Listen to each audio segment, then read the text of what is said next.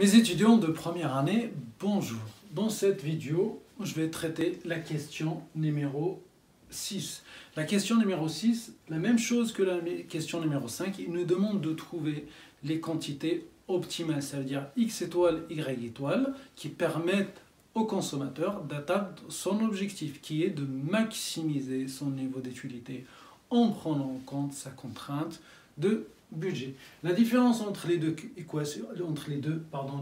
questions, c'est que dans la question numéro 6, il nous demande de recalculer x étoile, y étoile, les quantités optimales, mais avec un revenu qui est égal à 16 au lieu de 12, c'est-à-dire que le revenu a augmenté de 4. Donc le nouveau revenu, c'est-à-dire le revenu du consommateur a augmenté, et on va voir quel est l'effet sur le point optimal, c'est-à-dire sur son niveau de consommation et donc sur son niveau d'utilité.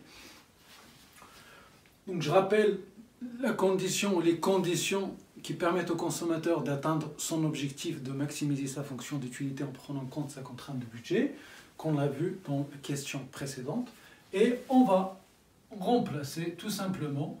Donc R est égal, dans la question précédente c'était 12 égal, maintenant c'est 16 égal, mais rien ne change de l'autre côté, c'est toujours P de x fois x, donc c'est x plus P de y fois y, donc 2 fois y de y.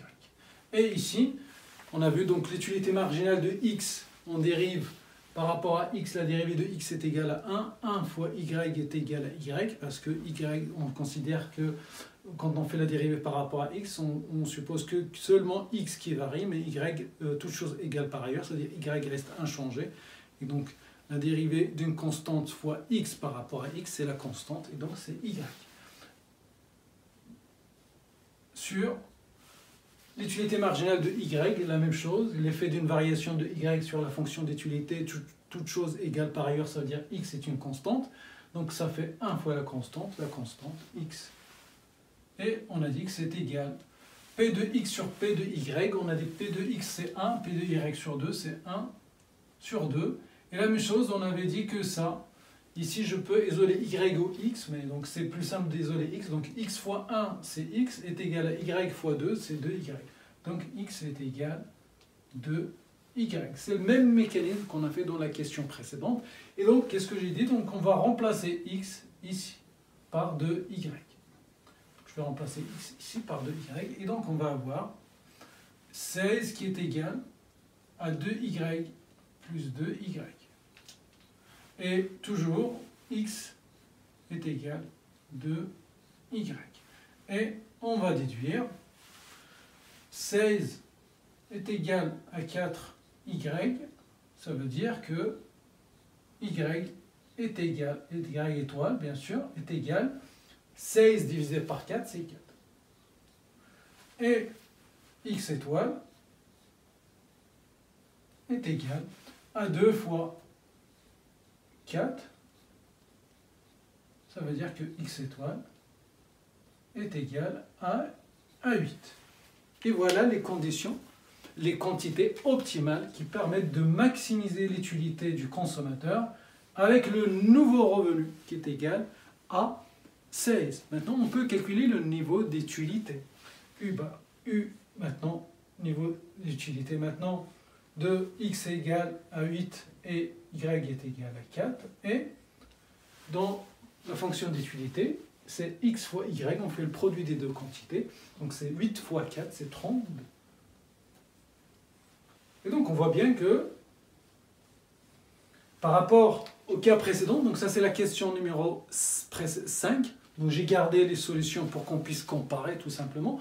Donc l'augmentation de revenus a entraîné une augmentation de consommation de biens y et de biens x. Y il passe de 3 à 4 et x il passe de 6 à 8, et donc une augmentation de niveau d'utilité de 18 à 32. Donc le nouveau, je vais utiliser une couleur plutôt, utilise la couleur bleue, donc maintenant son revenu est égal à 32, donc la droite de budget va se déplacer vers la droite. Donc, parce que ici, vous voyez bien donc R, P de X, P de Y, les prix ne changent pas. Et je vous rappelle que moins P de X sur P de X, c'est la pente de la droite, ça veut dire le coefficient directeur, moins P de X sur P de Y. Si vous avez du mal, reportez-vous à la deuxième question.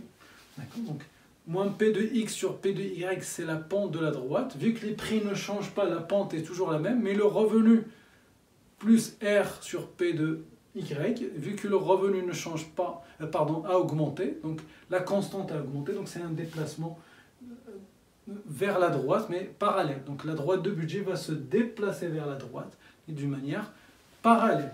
Donc, tout simplement, ça va être combien? Donc ici on a dit le point qui est là, donc c'est R sur P de X. R c'est 16 et P de X c'est 1, donc c'est 16. Donc on va voir un point ici, voilà, allez, ici, 16. Et ici, c'est R sur P de Y. Et R sur P de Y, R c'est 16 et P de Y c'est 16 et P de Y c'est 2, donc c'est 8.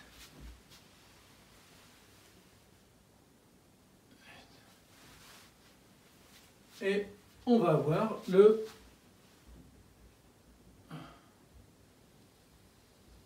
nouvelle droite de budget. Voilà. Nouvelle droite de budget. Et à cette nouvelle droite, forcément, maintenant il peut consommer plus, donc la courbe d'indifférence la plus éloignée, ce n'est plus le niveau des 18, parce que le niveau des 18, il est réalisable, on voit bien que ça coupe, il est réalisable, mais ce n'est pas le niveau d'utilité le plus élevé. Donc, on va choisir la courbe d'indifférence, on a dit le plus éloigné. Donc le plus éloigné, et qui va nous donner une solution de 8 et 4, donc ça veut dire, ça va être à peu près, change de couleur, un niveau d'utilité.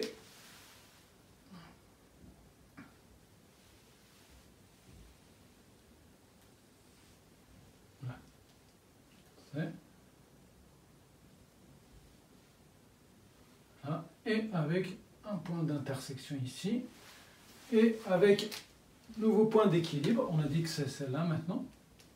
Je mets E' pour distinguer de la précédente, le nouveau point d'équilibre, et on avait trouvé que c'était égal à 8, et c'est égal à 4. Voilà, donc c'est l'augmentation de revenus a entraîné un déplacement de la droite de budget vers la droite, mais parallèle, parce que les prix n'ont pas changé. Et donc le déplacement du point d'équilibre de E à E1, donc une augmentation des quantités consommées, donc on passe de 6 à 8 et de 3 à 4, et forcément l'augmentation de niveau d'étudialité qui passe de 18 à 32, donc c'est la courbe d'indifférence de U bar est égale à 32. Donc voilà pour la question numéro 6. Voilà, il n'y a rien de difficile. Donc là, ici, on a juste voulu comparer l'effet d'une augmentation de revenus. Donc l'effet d'une augmentation de revenus entraîne une augmentation de niveau d'utilité ou du niveau de satisfaction. J'arrive à la fin de cette question. Bon courage et à très bientôt.